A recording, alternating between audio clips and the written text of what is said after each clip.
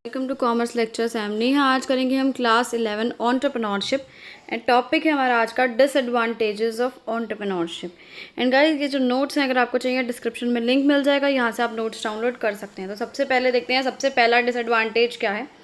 Irregular income, यानी अगर आप कोई भी एंटरप्राइज या बिजनेस स्टार्ट करते हैं तो आपको इरेगुलर इनकम मिलती है। इसका मतलब क्या है?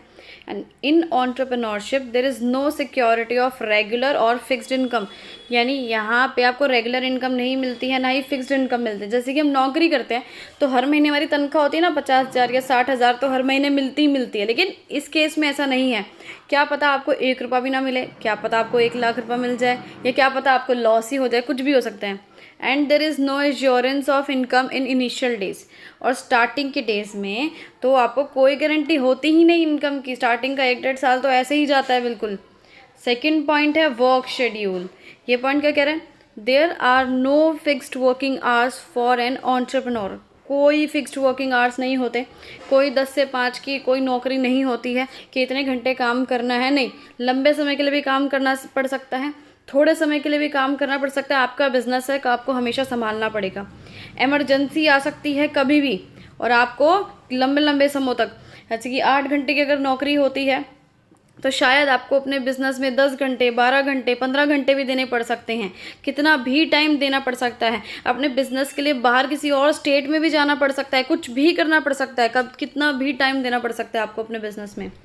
नेक्स्ट है इनकम्पिटेंट स्टाफ। ठीक है, अब ये क्या पॉइंट कह रहा है? Most of the time an entrepreneur works with such people who do not have the experience of work. जो एंटरप्रेन्योर होता है, ज़्यादातर क्या होता है, वो कैसे लोगों के साथ काम करता है जिनको कोई भी एक्सपीरियंस नहीं होता काम का। क्योंकि स्टार्टिंग में हम बिज़नेस अगर चलाते हैं तो हम बहुत ज़्यादा एक्सपीरियंस वाला स्टाफ को हायर नहीं कर सकते हैं, बहुत ज़्यादा प्रोफेशनल स्टाफ को हायर नहीं कर सकते। इतना पैसा ही नहीं होता है ना स्टार्टिंग में तो हमारे पास। स्टार्टिंग में तो हम नॉर्मल हल्के फुल्के लोगों को ही जॉब देते हैं। And are not even willing to learn new things, और शायद वो लोग ऐसे होंगे जो नई चीज़ें सीखना ही ना चाहते हों, क्योंकि स्टार्टिंग में हमें कम तनख्वाह पे लोगों को रखना पड़ेगा। सो इसकी वजह से एंटरप्रेन्योर का बर्डन बहुत ज़्यादा बढ़ जाता है, बहुत बोझ आ जाता है, सारा काम उसे ही हैंडल करना पड़ता है। नेक्स्ट पॉइंट है लैक ऑफ इन्वेस्टर्स। इन्वेस्टर्स नहीं मिलते हैं आसानी से। Some businesses requires a lot of money to get started. कुछ बिजनेस ऐसे होते हैं जिसमें बहुत सारा पैसा लगता है बिजनेस स्टार्ट करने के लिए। But it is difficult to find investors who are ready to take risk for new business. लेकिन बहुत मुश्किल है ऐसे इन्वेस्टर्स ढूंढना जो बिल्कुल तैयार बैठे हैं रिस्क उठाने के लिए कि हाँ तुम्हारा नया बिजनेस है तो क्या हुआ, हम इस पर पैसे लगाने को तैयार हैं, चाहे हमें घाटा हो जाए। नेक्स्ट पॉइंट है आपका रिस्क ऑफ फेलियर। भाई फेल होने का डर रहता ही रहता है। The initial stages for an entrepreneur में बी वेरी चैलेंजिंग। इनिशियल यानी स्टार्टिंग के जो स्टेजेस होते हैं वो बहुत चैलेंजिंग हो सकते हैं, बहुत ज़्यादा परेशानी आपको झेलनी पड़ सकती है। And involves a lot of risk. साथ में इसमें रिस्क भी बहुत होता है यार। स्टार्टिंग में क्या रिस्क होता है? अगर कोई बिजनेस स्ट्रैटेजी या आपका प्रोडक्ट या आपने कुछ भी सोच रखा है वो चीज़ नहीं करती है काम, ठीक है, डज नॉट वर्क, यानी काम नहीं करती है, तो आपको लॉस हो सकता है बिजनेस में, बहुत बड़ा घाटा उठाना पड़ सकता है, आपका बिजनेस बंद भी हो सकता है।